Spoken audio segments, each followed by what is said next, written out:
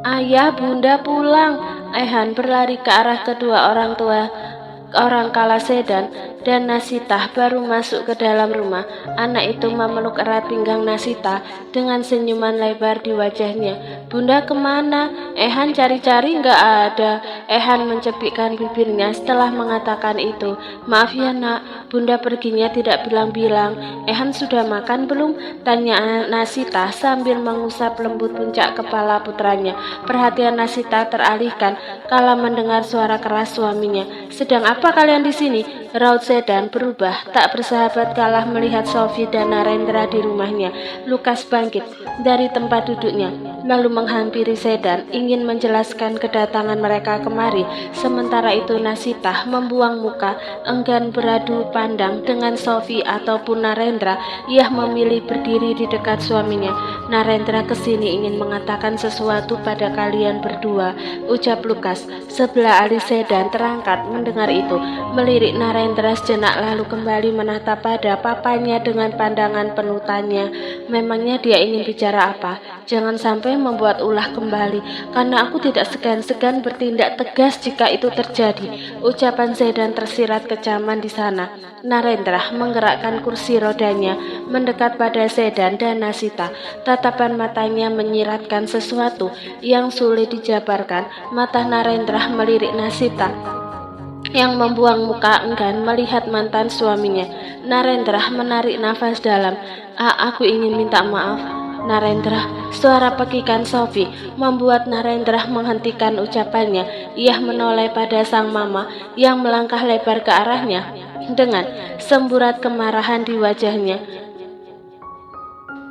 Kamu ingin minta maaf dengan mereka? Sophie menunjuk ke arah Nasita. Seharusnya Nasita yang minta maaf dengan kamu. Sophie sudah. Lukas menarik istrinya menjauh, memegang erat pergelangan tangan Sophie. Narendra memang harus minta maaf karena dia memang bersalah, ucap Lukas tegas.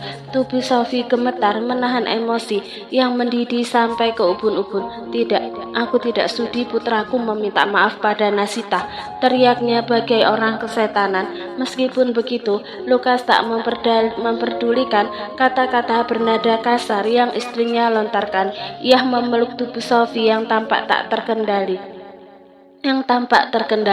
Narendra mendudukkan kepalanya sejenak, lalu kembali menatap keduanya.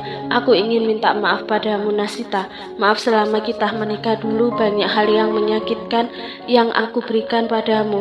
Aku selalu memojokkanmu atas ketidakhadiran anak di antara kita berdua dan membiarkan mamah menyakitimu dan menghinamu. Nasita masih diam, tidak merespon apapun. Ucapan Narendra membuatnya kembali mengingat hal-hal menyakitkan yang ia tanggung di masa lalu.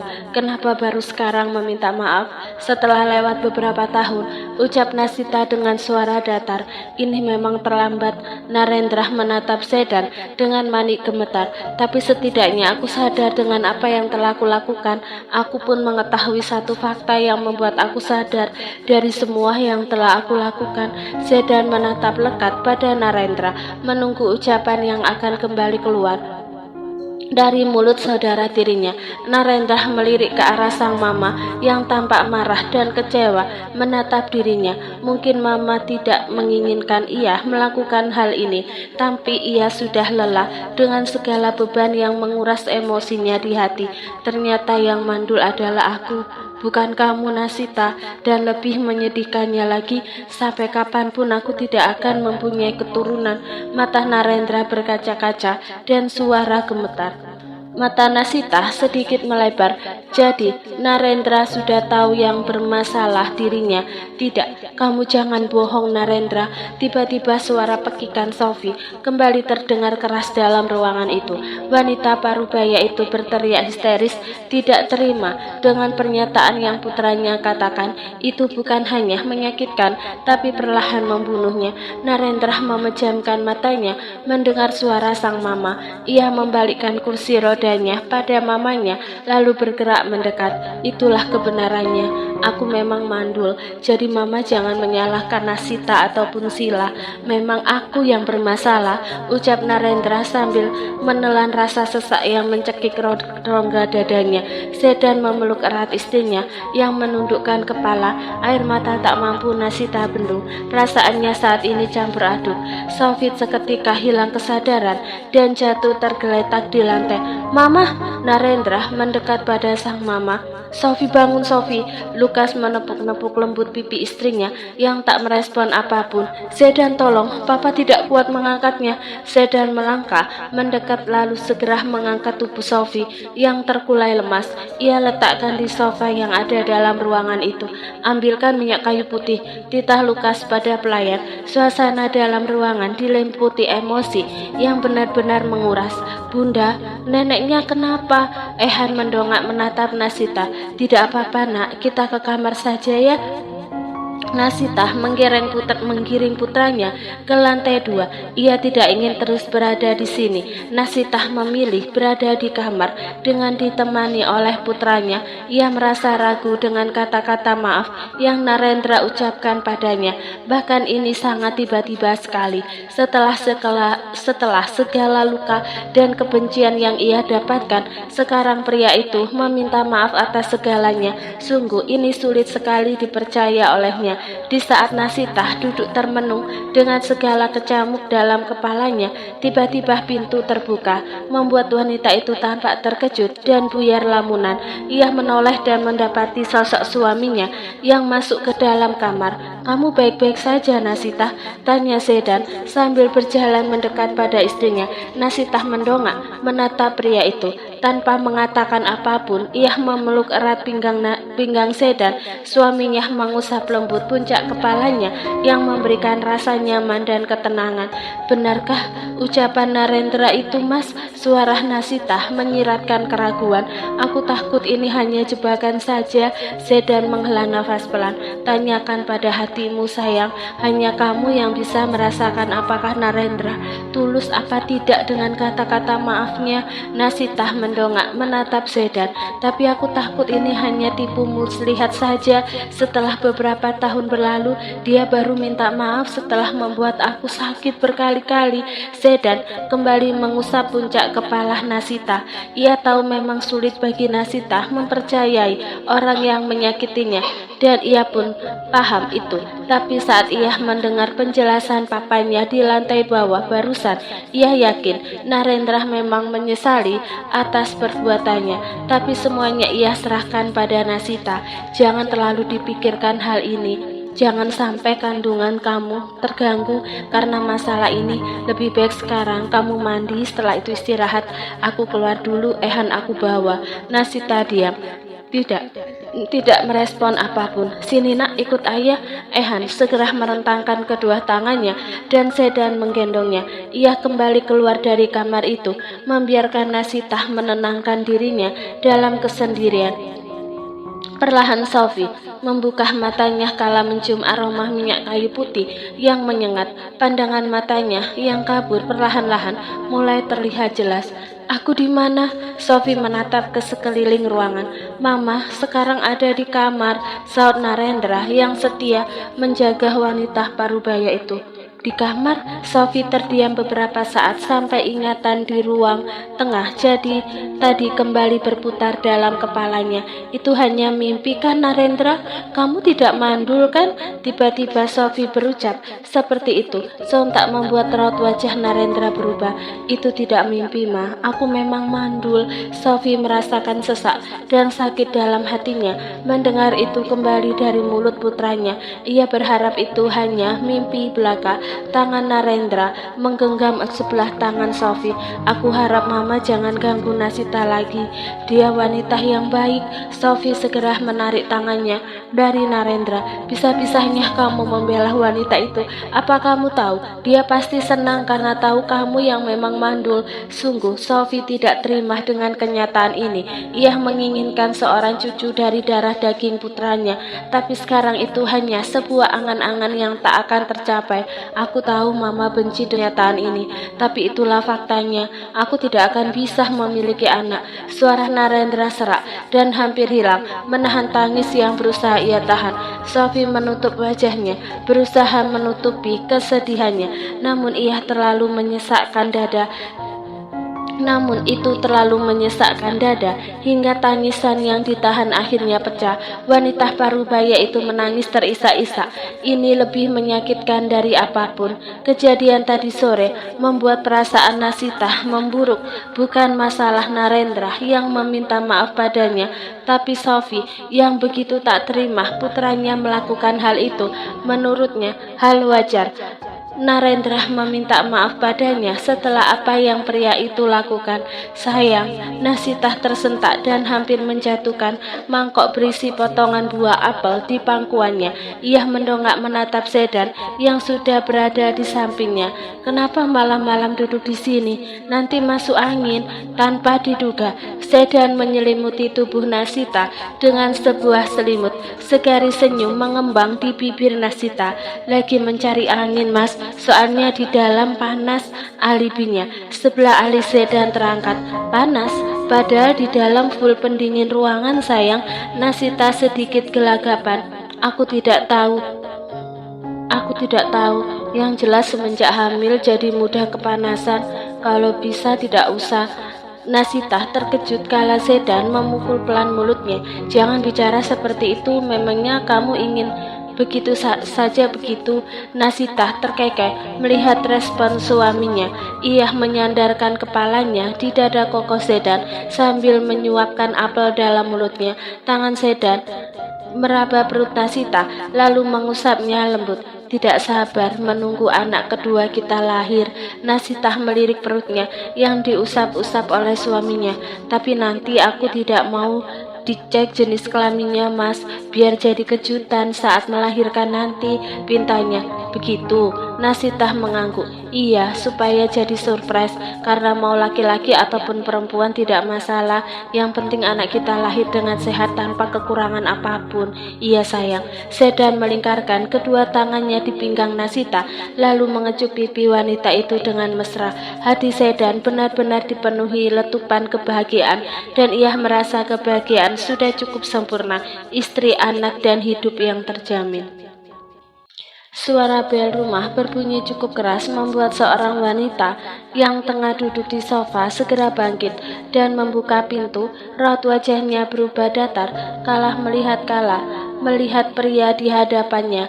Pulang juga, aku kira tidak kembali lagi, ucap Sila sambil bersedekap dengan sikap angkuhnya. Narendra hanya diam sambil menggerakkan kursi rodanya masuk ke dalam rumah. Sila melirik mobil yang mengantarkan suaminya langsung pergi. Kini mata Sila melirik kondisi Narendra hanya duduk di kursi roda, dan itu membuatnya geleng-geleng kepala. Siapa yang akan merawatmu jika lumpuh seperti ini? Aku sih tidak mau merawat pria lumpuh tak berguna sepertimu. Narendra terhenyak mendengar kata-kata menyakitkan yang wanita itu lontarkan. Kamu masih istriku, jadi kamu yang akan merawatku selama aku lumpuh seperti ini. Sila berkacak pinggang sambil mendengus kasar. Enak saja, sudah tidak punya apa-apa dan sekarang berharap aku merawatmu. Sila berludah ke samping seakan jijik jika harus merawat Narendra. Sementara itu Narendra merasakan sesak luar biasa dalam benaknya melihat perlakuan wanita yang dulu ia manjakan dan selalu ia berikan apapun sampai ia menyingkirkan Nasita sebagai istrinya. Tapi sekarang ia diperlakukan buruk seperti ini. Narendra kembali merasakan penyesalan setelah menyia-nyiakan Nasita yang sanggup bertahan meskipun tidak ada anak di antara mereka. Tapi sekarang mantan istrinya sudah bahagia dengan pasangan barunya. Kenapa diam? Marah? Sentak? sentak Silah lalu menendang kursi roda Narendra. Narendra mengulum bibirnya. Ini adalah titik terendah Narendra sekarang. Sila berdeci sinis lalu melengos dari hadapan suaminya. Narendra menatap nanar kepergian wanita itu sambil menahan rasa sakit yang mendekap hatinya. Narendra menggerakkan kursi rodanya menuju kamar. Sebelumnya ia diminta Lukas untuk menginap di rumahnya, tapi ia menolak, apalagi melihat mamanya tampak marah dan benci padanya. Ia tahu pasti mamanya kecewa. Saat sampai di kamar, Narendra bergerak ke arah kasur. Ia berpegangan pada sisi kasur dan berusaha hendak naik ke kasur, tapi kedua kakinya benar-benar lemah dan sulit digerakkan. Ia berusaha keras, tapi nyatanya semua itu sia-sia. Ia tidak bisa berbuat apa-apa tanpa bantuan orang lain. Saat di rumah sakit, mama yang mengurusnya. Narendra melirik ke arah pintu. Kala Sila masuk ke dalam, wanita itu tampak acuh padanya. Silah, tolong bantu aku naik ke kasur. Aku tidak bisa naik sendiri, ucapnya penuh harap. Senyuman sinis tersungging di bibir Sila. Berusaha sendiri, salah sendiri, kecelakaan sampai lumpuh seperti itu. Sudah cacat, mandul pula. Narendra terdiam dengan rasa sakit yang menghantam dadanya. Jika bukan ia seorang pria, mungkin ia akan menangis. Sila melenggang melewati Narendra, lalu membuka lemari mencari pakaian yang ingin ia kenakan untuk pergi. Bagusan yang mana ya? Silah memilah-milah pakaiannya. Aku pakai yang ini saja. Wanita itu mengambil pakaian minim yang akan ia kenakan untuk menemui kekasihnya. Ia segera masuk ke kamar mandi untuk berganti pakaian. Sementara itu Narendra masih terduduk di kursi roda, memikirkan cara agar bisa berbaring di kasur tanpa bantuan siapapun. Tapi tidak lama Silah keluar dari kamar mandi dan ia menoleh. Kamu mau kemana? Tanya Narendra kala melihat Sila berdandan di depan cermin. Sila menoleh pada Narendra dengan lirikan sinisnya. Ya pergilah, tidak betah aku di rumah ini, apalagi ada kamu. Bukan hanya tidak betah, tapi mataku sakit melihat kondisimu yang cacat. Aku hanya lumpuh sementara, setelahnya aku bisa berjalan, balas Narendra. Sila berbalik menghadap Narendra. Meskipun kamu bisa berjalan nanti, percuma. Wanita manapun tidak akan sanggup bertahan dengan pria mandul dan masih disetir orang tua. Setelah mengatakan itu, Sila bergegas keluar dari kamar itu meninggalkan Narendra yang lagi-lagi merasakan sakit dengan kata-kata Sila yang menusuk sampai ke ulu hati. Pukul 8 malam, Narendra memegang perutnya yang terasa sangat lapar. Ia menggerakkan kursi rodanya menuju dapur, dan saat sampai di sana, ia tidak menemukan apapun. Meja yang terlihat kosong. Ia membuka kulkas. Ia tilik isi dalam kulkas itu sampai tatapannya terhenti pada makanan siap saji yang terletak di paling atas di freezer. Perut Narendra berbunyi dan bersamaan itu ia merasa pedih. Kedua tangannya berpegangan pada sisi kulkas dan berusaha berdiri untuk mengambil makanan itu. Setidaknya bisa mengganjal perutnya. Ia pun lupa membawa ponselnya yang tertinggal di rumah orang tuanya. Brak, Narendra terjatuh. Tubuhnya membentur lantai dingin yang terasa semakin menusuk tulang. Rasa sakit menusuk-nusuk kakinya yang lumpuh, menambah derita lapar yang menyiksanya. Perutnya kembali bergemuruh. Ia meringkuk. Tangannya masih memegang erat sisi kulkas yang dingin. Seakan-akan benda mati itu bisa memberikan sedikit kekuatan untuk bangun dari lantai. Air mata menggenang di pelupuk matanya, bukan hanya karena rasa sakit, tapi juga karena rasa putus asa yang begitu dalam. Dengan kondisi dan nasibnya yang begitu menyedihkan, Sedan membuka pintu mobil lalu mengulurkan tangannya pada Nasita yang langsung menyambutnya. Senyuman penuh kelembutan terbingkai di wajah Sedan pada istrinya. Dengan lembut ia menarik istrinya keluar dari mobil. Semua mata mengarah pada keduanya. Beberapa karyawan diam mematung melihat bosnya menggandeng seorang wanita. Dan ini untuk pertama kalinya Sedan membawa Nasita ke perusahaannya dengan status keduanya sebagai suami istri. Nasita tersenyum ramah, menyapa para karyawan yang menatap dirinya penuh kekaguman, bahkan tatapan tidak percaya. Nasita yang dulu mantan karyawan di perusahaan ini telah menjadi istri dari pemilik perusahaan tersebut. Tentu keberuntungan Nasita yang dipersunting Sedan membuat para wanita lain iri dan menginginkan di posisi itu. Sudah pasti kehidupan Nasita begitu terjamin sebagai istri Sedan Lamuel. Nasita menghentikan langkahnya ketika Sedan hendak mengajak Nasita masuk ke dalam lift.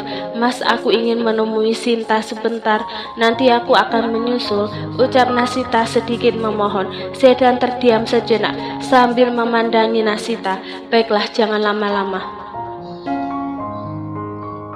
Nasita mengangguk sambil tersenyum. Sedan melanjutkan langkahnya masuk ke dalam lift, sedangkan Nasita berjalan menuju ruangan di mana temannya itu bekerja. "Sinta!" Panggilan Nasita membuat Sinta yang duduk di kursi kerjanya mendongak. Mata Sinta melebar sempurna melihat kemunculan Nasita. Ia segera bangkit dari kursi dan menghampiri wanita itu. "Nasita, kamu kenapa tiba-tiba ada di sini?" Raut wajah Sinta terlihat sumringah. Tanpa ragu ia memeluk Nasita yang membalas pelukannya. Beberapa karyawan yang ada di sana memperhatikan mereka berdua. Sinta menguraikan pelukannya lalu memperhatikan penampilan Nasita yang terlihat begitu berbeda. "Kamu terlihat cantik sekali, sangat berbeda." Nasita tersenyum. "Kamu bisa saja, aku masih seperti yang dulu, hanya penampilannya saja yang sedikit berbeda. Tapi jujur kamu cantik sekali, Nasita. Kalau tidak salah dengar, kamu sudah menikah dengan Pak Sedan." Suara Sinta sedikit memelan sambil memperhatikan sekitar. "Iya, setelah dia menemukan kami, dia menawarkan sebuah pernikahan sebagai pertanggungjawaban atas perbuatannya di masa lalu, dan seperti sekarang aku sudah menjadi istrinya.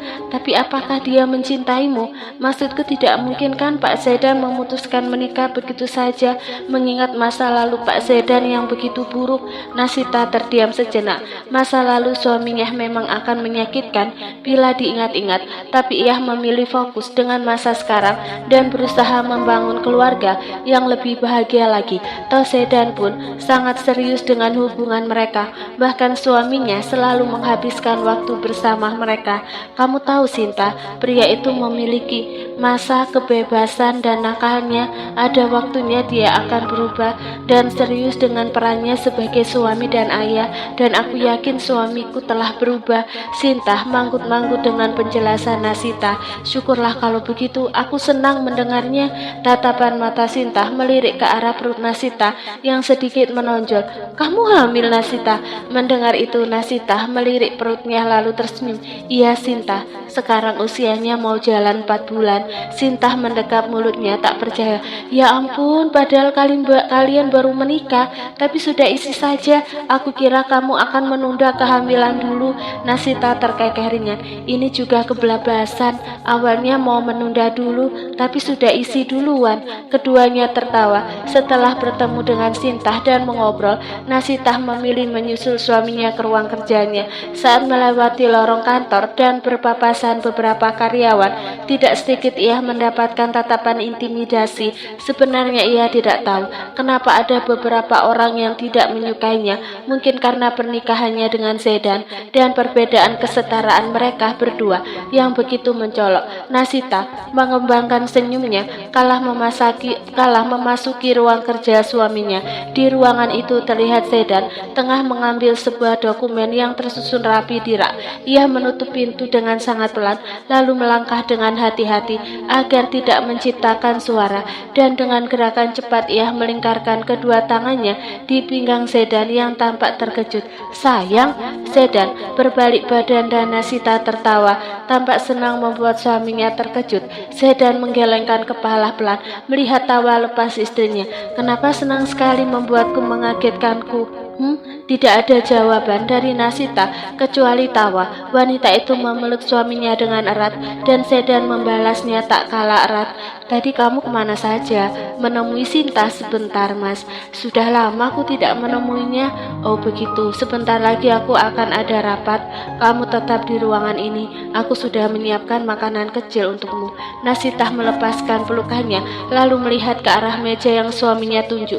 Terdapat beberapa gelas kue, beberapa jenis kue dan cemilan. Ia segera mendekat ke arah meja, lalu mulai mencicipi makanan yang tersedia. Sedan sengaja mengajak Nasita ke perusahaannya, apalagi wanita itu mengeluh bosan karena terus berada di rumah, dan ia sedikit was-was jika membiarkan Nasita keluar seorang diri tanpa pengawasannya. Ia belajar dari kejadian-kejadian buruk yang sebelumnya menimpa istri kesayangannya itu.